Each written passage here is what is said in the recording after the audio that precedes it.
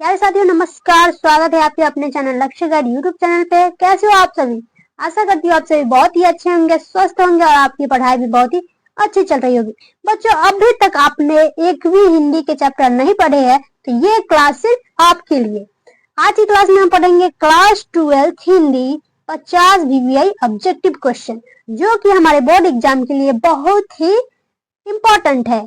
तो आज की क्लास को ध्यान से देखना और क्लास के लास्ट तक बने रहना और सभी प्रश्नों को याद करते चलना। तो चलिए क्लास का स्टार्ट करते हैं।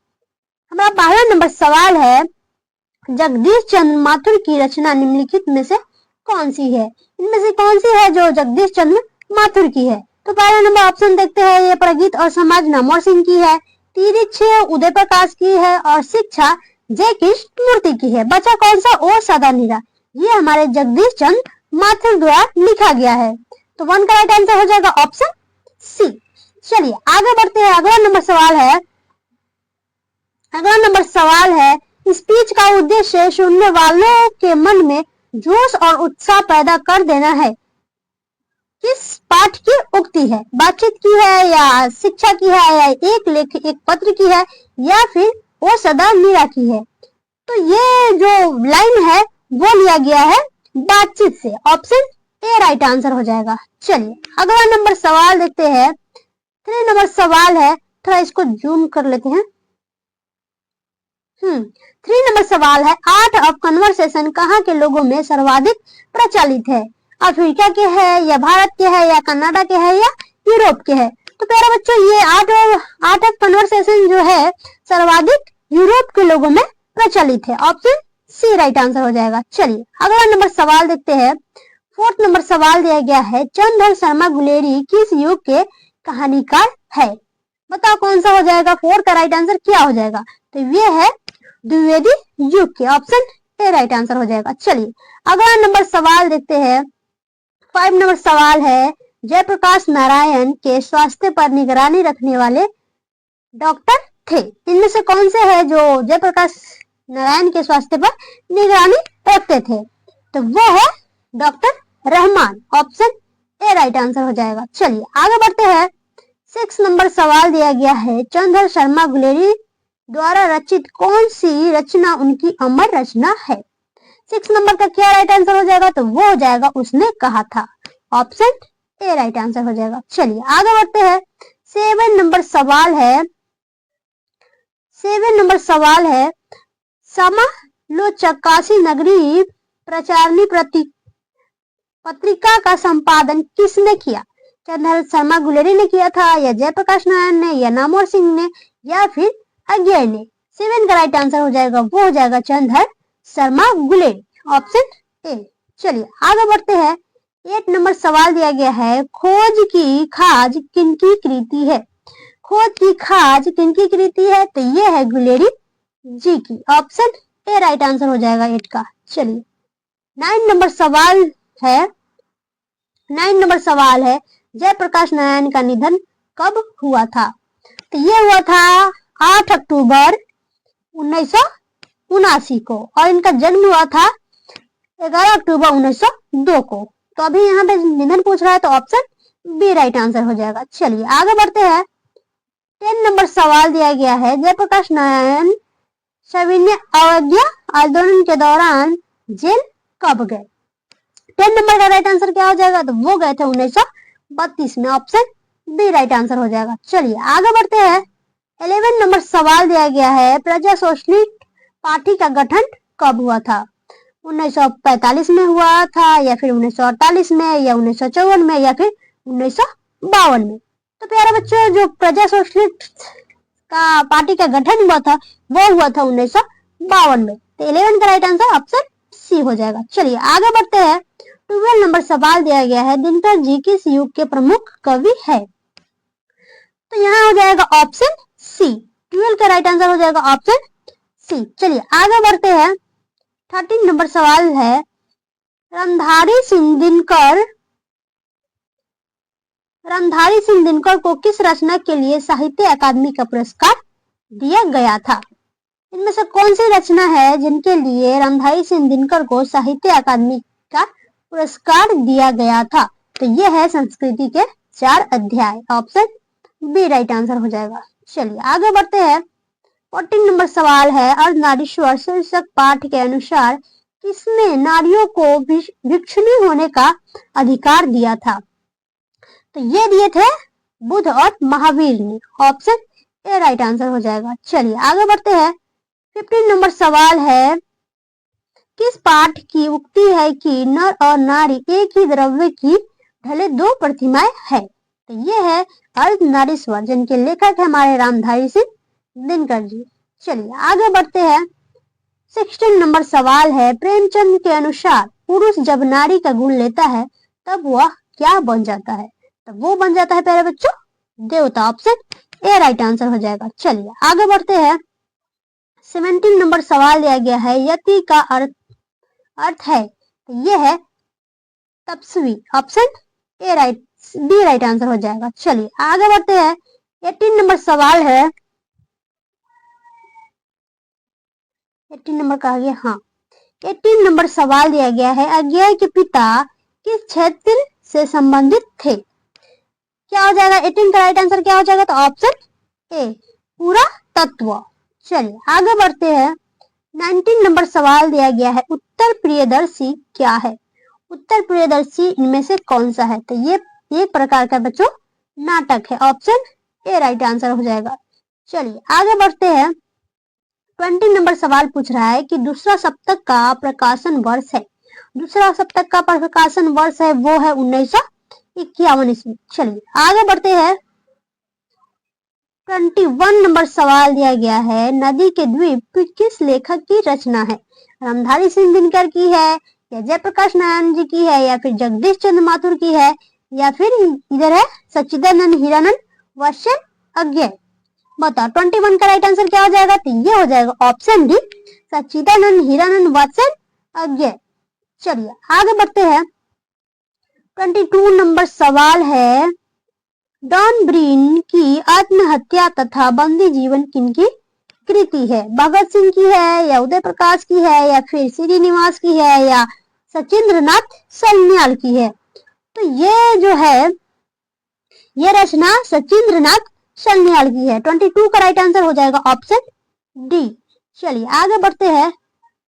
23 नंबर सवाल है, किस भारतीय राज्य को राजनीति जीवन में सबसे पिछड़ा हुआ कहा जाता है? बिहार को कहा जाता है, या महाराष्ट्र को, या गुजरात को, या पंजाब को? तो बच्चों प्यार यहाँ पे राइट आंसर हो जाएगा ऑप्शन बी, पंजाब को कहा जाता है। चलिए आगे बढ़ते हैं। 24 नंबर सवाल दिया गया है, भगत सिंह की रचना निम्नलिखित में से कौन सी है?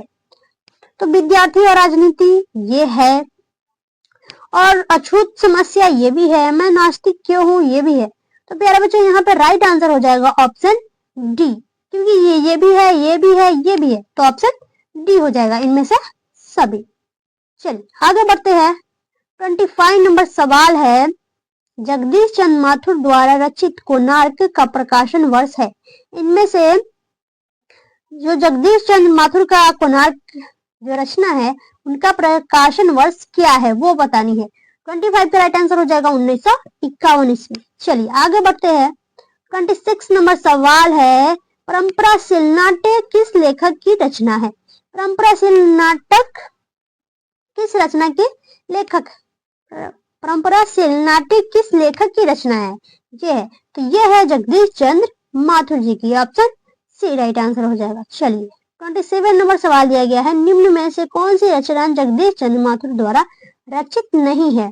बंदी है, या शारदीय है, या पहला राजा है, या आषाढ़ का एक दिन? तो यहाँ पे राइट आंसर हो जाएगा ऑप्शन डी, आषाढ़ का एक दिन। चलिए 28 नंबर सवाल है, नई कहानी आंदोलन के प्रमुख हस्ताक्षर कौन थे? नई कहानी आंदोलन के प्रमुख हस्ताक्षर कौन थे?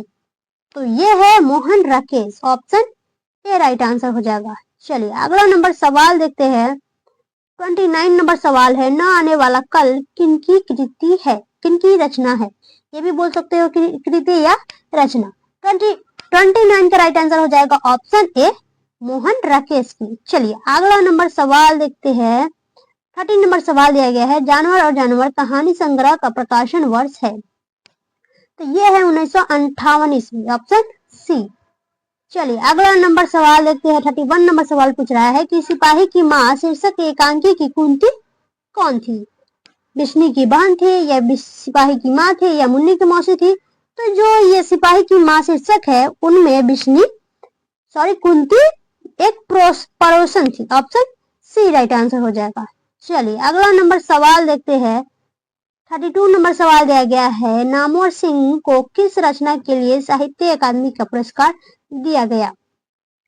तो ये दिया गया था कविता के नए प्रतिमान के लिए, ऑप्शन ए राइट आंसर हो जाएगा। चलिए अगला नंबर सवाल देखते हैं।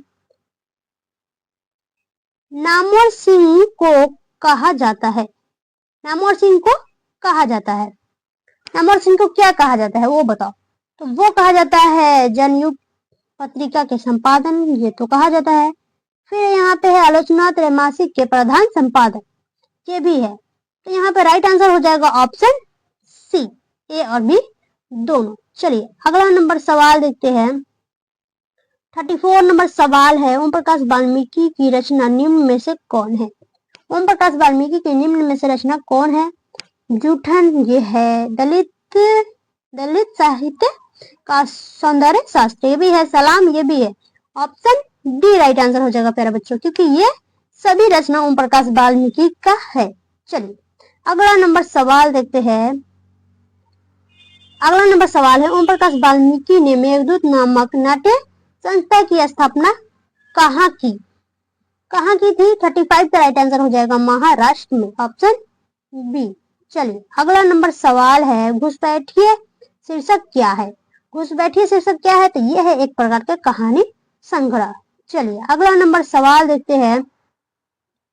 37 नंबर सवाल है, निम्नलिखित में कौन छात्र जीवन में क्षय रोग से ग्रसित थे? तो ये थे मलयज, ऑप्शन ए राइट आंसर हो जाएगा 37 का। चलिए अगला नंबर सवाल है, गंगा देवी जो प्रेम कुमार किसके माता पिता है? 38 का राइट आंसर हो जाएगा उदय प्रकाश की। चलिए अगला नंबर सवाल देखते हैं।